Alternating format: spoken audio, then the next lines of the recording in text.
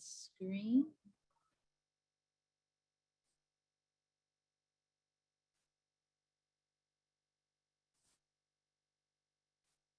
Great. Okay, perfect. So I'm going to talk today. I'm very excited to talk to you about the accelerated 3-year MD pathway at NYU Grossman School of Medicine.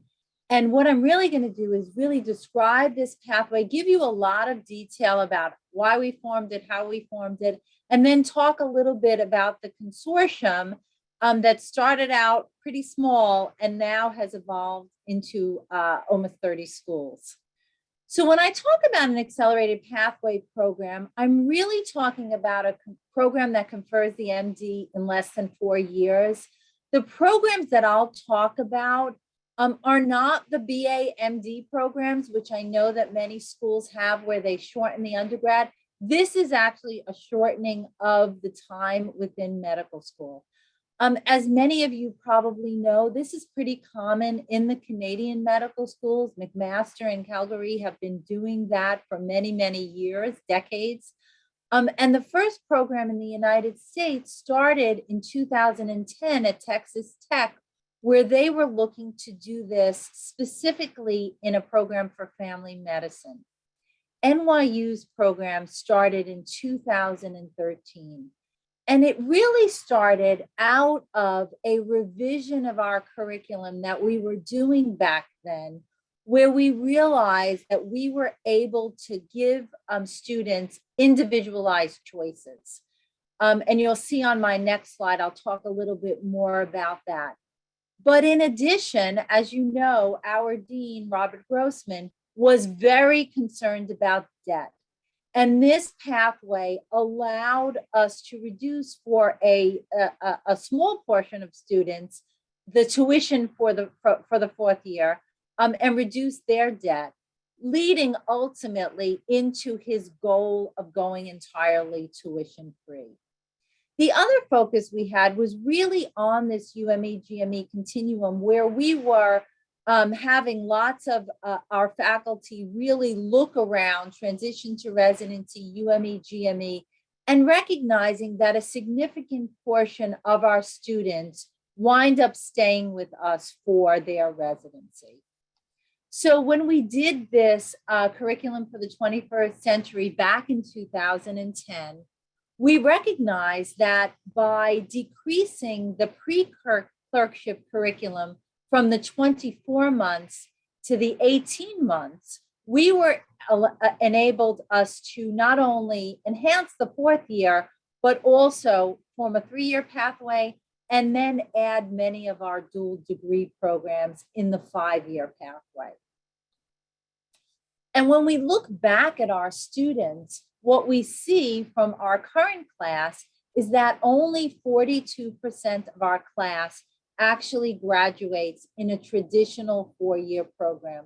I think this is what many medical schools debate, the strength of that 4th year, what you're using that 4th year for. And we were finding that our curriculum content within the 4th year wasn't very rigorous, that most of our students did these out electives and spent a lot of time interviewing and being outside of the institution.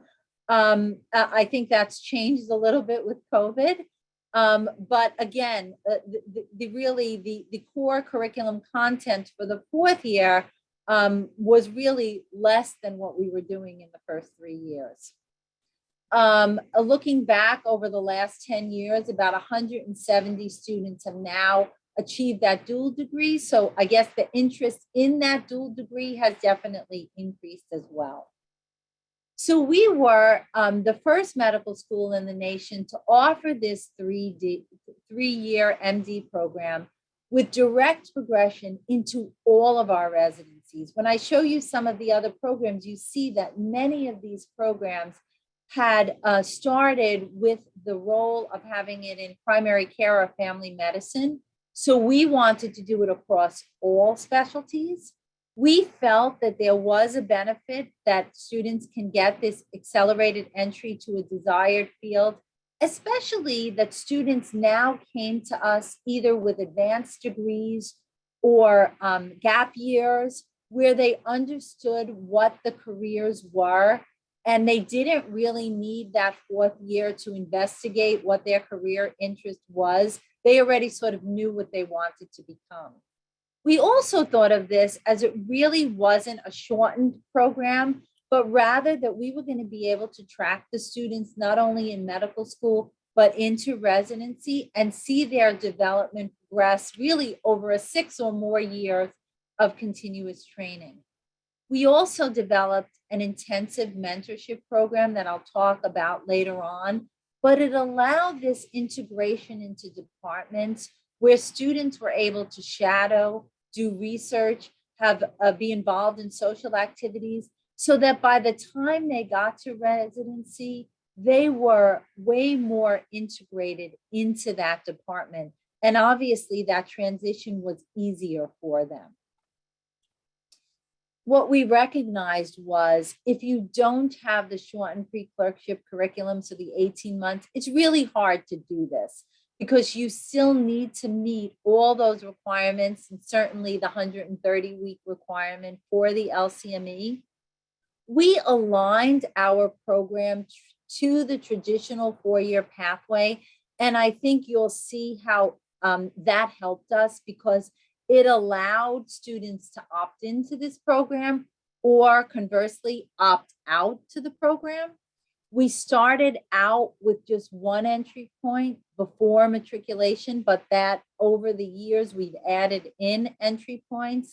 And of course, having the ability to exit the pathway for those students who really felt they needed that 4th year. So we have 59 weeks of pre-clerkship curriculum, 50 weeks of the clerkship. And when you actually put it on paper, it's only 18 weeks less than the 4-year pathway. Just to give you an idea of how our curriculum works, we have a stage 1 pre-clerkship curriculum that goes for the 18 months. It's organized into the science and skills for medicine and a practice of medicine.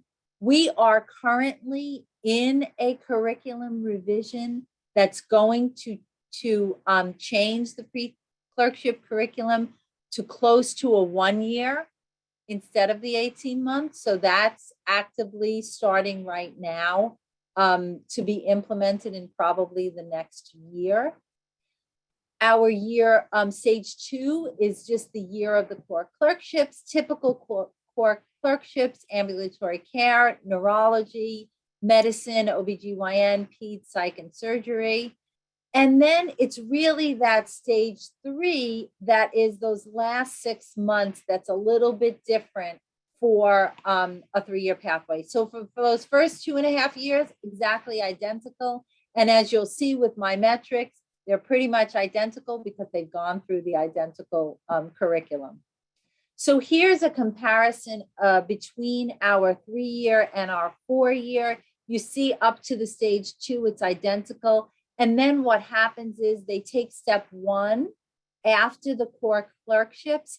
And this is probably the most intense piece of the program because they're taking all their step exams. Now it's only 2, given that step 2 CS went away. They'll take step 1, they'll take step 2 CK.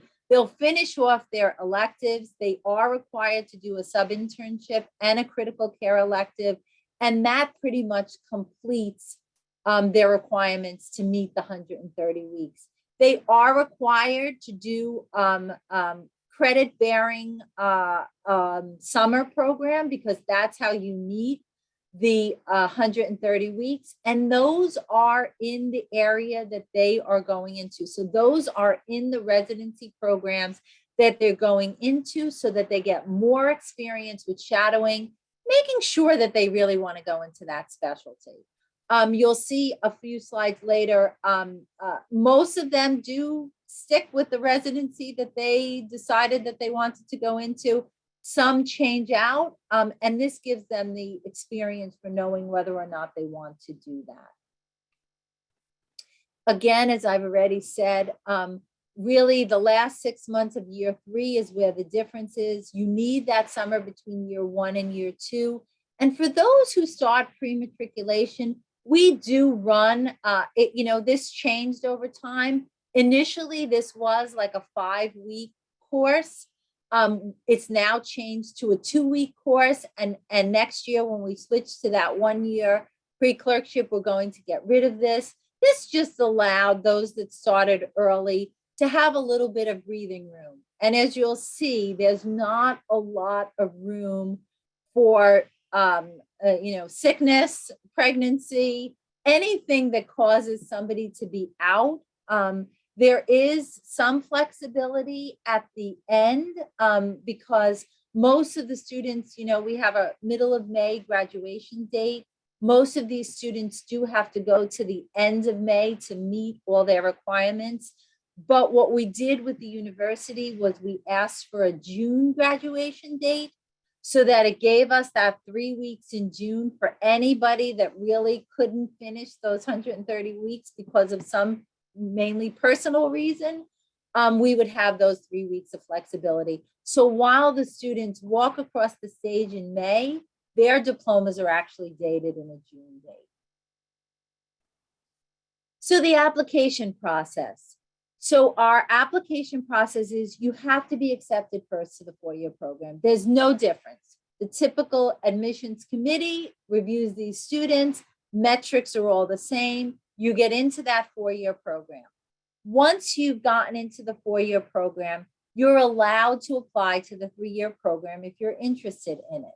And that program really just requires an additional essay that's asked them to describe why they want to go into a particular residency program and what experiences have they had to be certain of that choice. It's then passed off to the residency program, who interviews them. So the residency director, the program, the department faculty, they interview them and accept them to the 3-year program.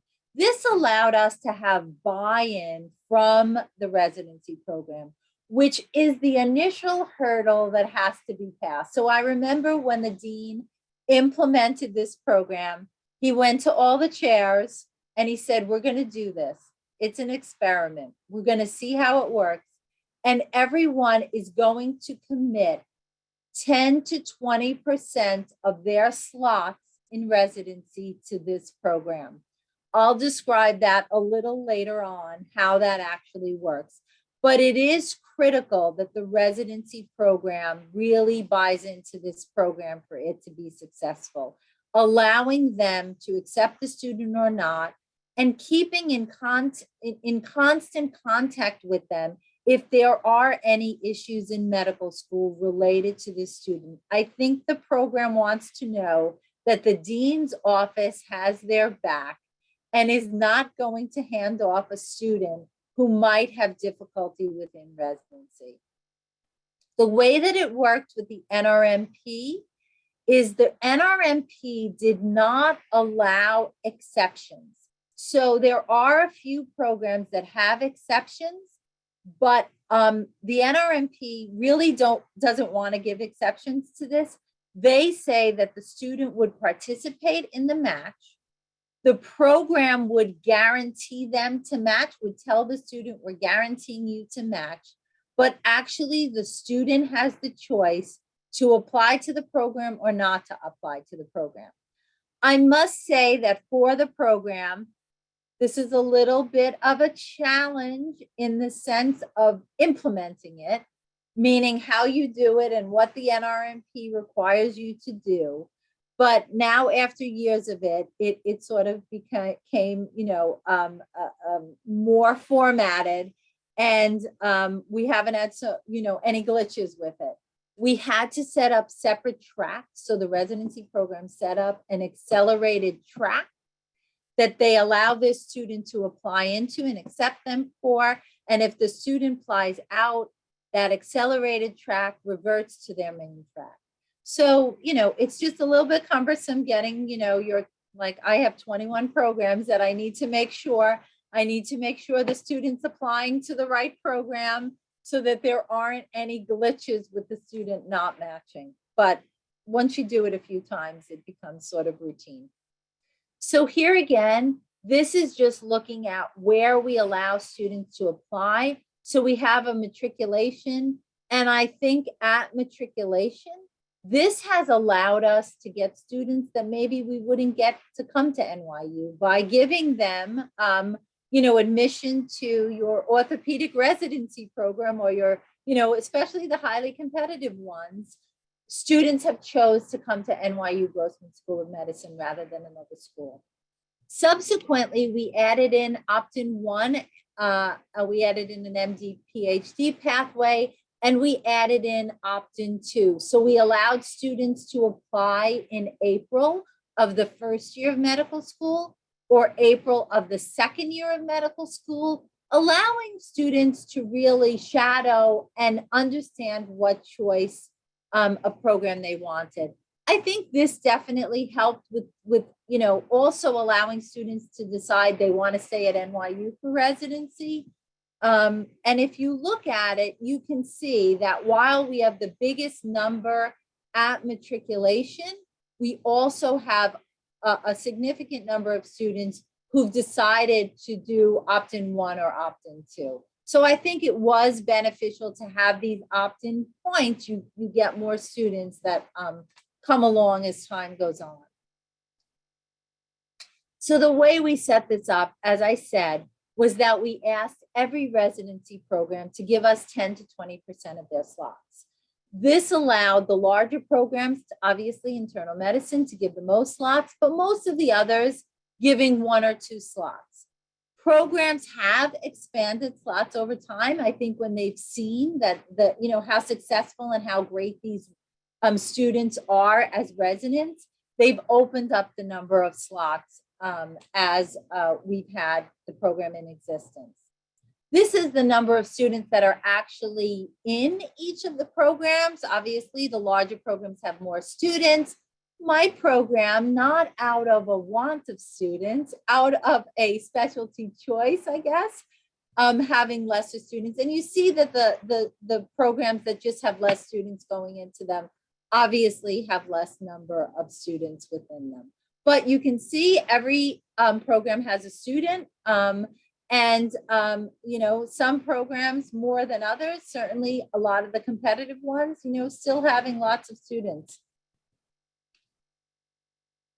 So we also did a PhD to MD pathway, at recruitment. If we have a PhD student who's now coming to medical school to obtain the MD, we worked with some of our programs that certainly have these research-rich residency programs to entice a student to go into the 3-year pathway.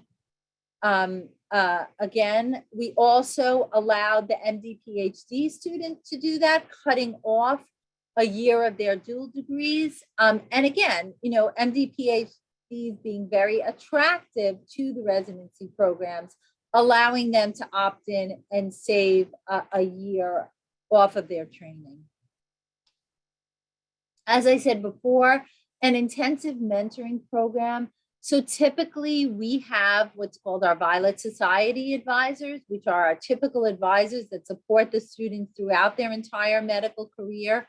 We added in department advisors, which were advisors that were in the department that the student was going into, to really link them within those departments, allowing them to participate, not to a great degree. Of course, these students are still in medical school, but really getting familiar with mentors, familiar with faculty, familiar with their resident colleagues, and really integrating them while in medical school into that department. We also set up a 3-year pathway advisor who is a specific person. And I would say that this role is probably one of the compensated roles that we had to add to form this program. We really didn't add very many roles because we allowed the typical offices to handle it. So my Office of Admission handles admission into the program. The Office of Medical Education handles anything related to the medical education piece. The Office of Student Affairs handles anything that has to do with the advising. So these students really, while they were in their own little cohort, they really weren't segregated out. We wanted to make this program fit as much into your traditional programs that you have within the medical school. We gave them peer mentors, which were really students that were above them, to help them really understand the process and integrate within their departments. So of course, everyone wants to know, how are they doing? We had our first class graduate in 2016. So depending on the residency program they're in, some of them are way past residency into fellowships. Other of them are along the whole gamut. We wanted to look at, comparing them to their traditional four-year pathway students, how they did across the continuum, really into residency. And then we have the continual tracking them into residency and practice. So right now, we've had 182 students accepted into the program. 39 are current students that are either first year, second year, or third year in our program. We've had 121 students graduate. 116 of them have stayed at NYU. But 5 of them matched into other institutions that are named here. Most of them due to family situations where they wanted to be there, or others due to programs that we didn't have. And an example is somebody wanted pediatric anesthesia as a combined program. We don't have that at NYU, and they went to the University of Pennsylvania. 9 students chose to decelerate, mainly due to specialty choice. We allowed a student to remain within the program if their specialty slot wasn't taken and their program interviewed them and accepted them. So for instance, surgery only has 1 slot if there was a student already in that slot for that year. So the way it works is, those 37 slots are attributed to a class. And those slots fill either at matriculation or Optin 1 or Optin 2. So if a slot is filled at matriculation and there's only 1 slot, nobody can opt into that slot. So that's how we restrict it only to a certain number of students. So these students, if they chose to decelerate mainly over a specialty choice, although some did it because they were in a couples match with a couple that, with a partner that was a year behind them, it was a variety of reasons. 5 students were counseled to decelerate, mainly due to professionalism concerns. And I think we set the bar lower. We weren't going to tolerate really anything. If you were in this accelerated program and there was anything that came up, I think, this is one of the harder decisions where you have to really develop your standards for what you're going to use to decelerate. A student who maybe fails an exam that's allowed to be remediated may be counseled to decelerate. So, stricter guidelines, I think, again, just for the fact of assuring the residency program that you are really going to be watching these students. 23 of these students have gone on to become chief residents. 15 of them have gone into AOA. Of course, you have to figure out how you're going to do AOA as well, because you don't have all their grades by the time you have to select them into AOA. So you have to modify some of that criteria. I just got accepted in the Journal of Graduate Medical Education, a performance outcome paper. So I'm going to be sharing these results with you. We had 53 students in our first 3 cohorts, and we compared them with the students they started with and also the students they graduated with. So remember, these are 2 different class years. When we looked at admissions characteristics, our only significant variable was age. These students actually turned out to be 1 year older. Not that we were pre-selecting those, but I think that maybe those students who knew what they wanted to do may have had 1 year of gap year to really think about that. No differences in any of the other criteria that we would use to select a student for admission to the medical school. When we look at outcomes, we did a variety of things. We did an online graduation student survey where we where we asked students to fill that out upon graduation. And from the student perspective, they rated their skills and satisfaction with their education as equivalent to the 4-year group. We did OSCEs and we did a night on call simulation that I'll talk a little bit more on the next slide. No difference between the 3 and 4 years. We did a residency program director rating of the graduates at 9 months into internship on their overall performance and their degree of supervision needed for the 13 EPAs. We found no difference. And the only difference we found, so on most of their medical knowledge exams, there's no difference. The only difference we found was when we looked at 3 years and the 4-year group that they graduated with, we found a 2 to 4 point difference on the shelf exams where the 3 years did lower. Now this is, remember, different classes. So whether curriculum content was a little bit different. All the other shelves, all the other medical knowledge exams within their pre-clerkships, clerkships grades, identical. And their USMLEs were a little bit lower. So for this first 3 graduating class, about 6 to 7 points or 5 to 6 points lower. They do have less time. They really have about 4 to 5 weeks, whereas our traditional 4-year gets 6 weeks or more, depending on how long they want to study. This, I'll talk about the night on call and then I'll go back to the differences in the USMLE.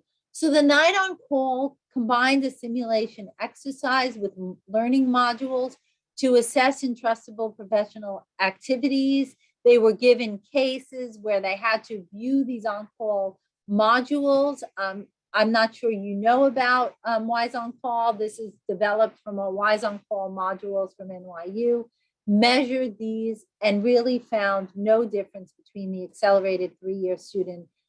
Seemed to be as prepared for residency as the traditional 4-year. When we look at the step 1 in bigger cohorts, so I asked somebody to pull this out for me, and you see that the differences, while they still remain, they're getting narrower as the number of students compared are. And again, I don't know if this is timeline. Obviously, you know, there's the question of whether they're in residency already, you know, so are they studying less because they have this? But again, minimal differences. We also have done a study with Mark Triola where we're looking at in residency, particularly among our group of interns in internal medicine. So we're doing some things with AI on their quality of their notes and the mortality indices, and we have not found anything, you know, small numbers at this point, but thinking of ways to compare them once they're out into residency. We also have a milestone project that we're looking at across all of the different specialties, but I don't have the data yet to report on that. So, you know, why do we think it's been successful? Well, certainly the earlier shadowing experiences and insight into a specialty, the mentoring opportunities with orientation, shadowing occurring earlier, the fact that you can build these relationships, you know, would make sense for why your transition would be easier. Certainly they're involved in research and having this longer period of time to do research, leading to more research projects. Continued interest among programs and students. And I can say that from the beginning. So from the beginning, the group you had to convince the most was the residency program directors, that this was going to be a successful program. I think that first year you have to convince your 4-year students that your 3-year students aren't taking all their residency slots. And I think over time we've proven that that hasn't really made a difference. I think while we've probably increased the number of students that stay at NYU, a 4-year student with a good trajectory is still going to be placed into a spot.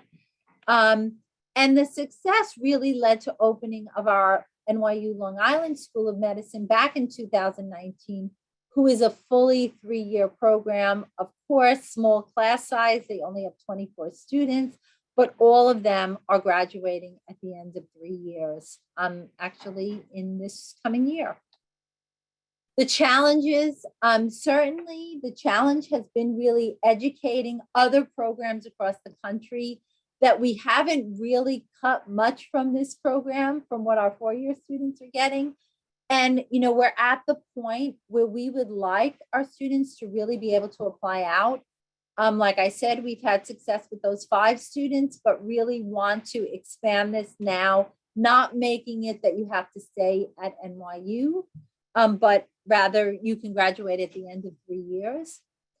Certainly decisions on deceleration, as I talked about before, you really have to set your standards and really think about what those decisions will be to decelerate someone to the 4-year program. And certainly the need for faculty mentors, making sure that you have strong mentorship within your departments in order for this program to be successful. Other considerations in the beginning, you know, reaching out to LCME before you start these programs, state regulations. We had to go through New York State Department of Education as a new program.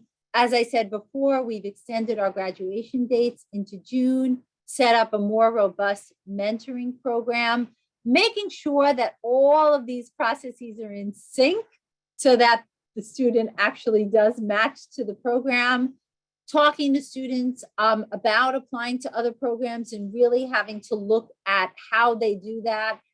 Advisors in the residency departments, aligning opt-out, as we spoke about, you know, how can they opt out? When do they opt out? What kind of administrative support do you have to build into these programs in order to make them successful?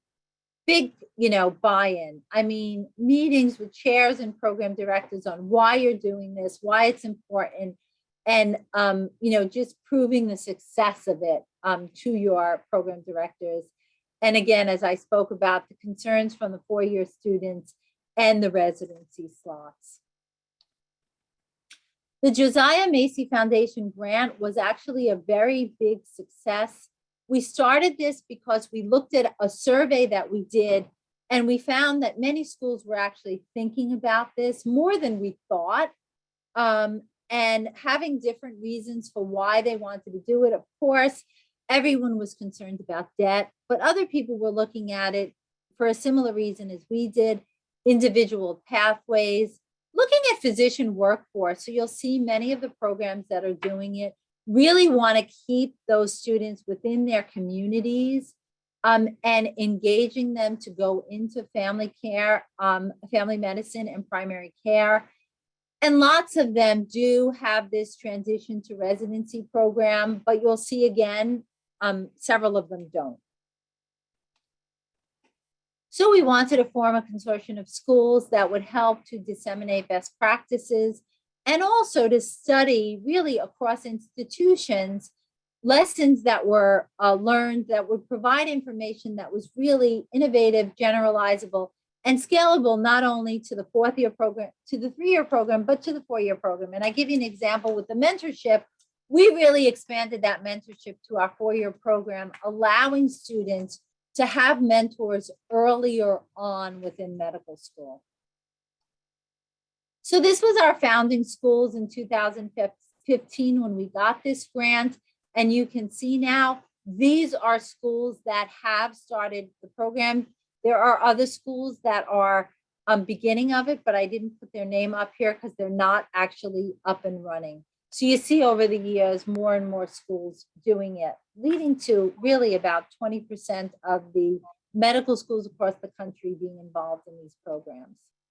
So when I broke them down just to give you an idea of what programs they are doing, this group really is looking at primary care and family medicine.